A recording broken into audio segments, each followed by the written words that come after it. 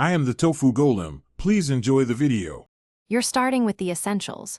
Open Control Center or go to Settings, then Focus. Once there, identify which focus is active. Do not disturb, work, sleep, or a custom one. Make sure to check whether Smart Activation or Schedules are listed. These are the reasons a focus might re-enable itself. Now tap the specific focus you want to stop. This first action begins the shutdown. Don't skip checking automations because they control reactivation later. Once inside the focus settings, scroll to Automations and turn off Schedule and Smart Activation toggles. This prevents automatic re-enabling. Next, review allowed people and apps. Remove entries that keep notifications silenced when you don't want that. Also check Home Screen and Lock Screen options and disable dimming or page hiding that remains when focus is active.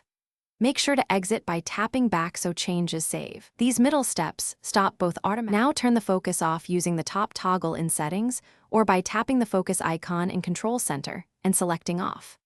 Once done, verify by sending yourself a test notification or checking notification banners for normal behavior.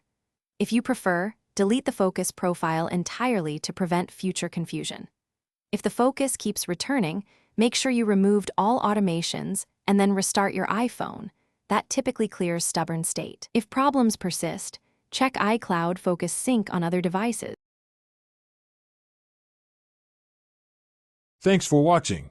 Consider subscribing if we helped you today.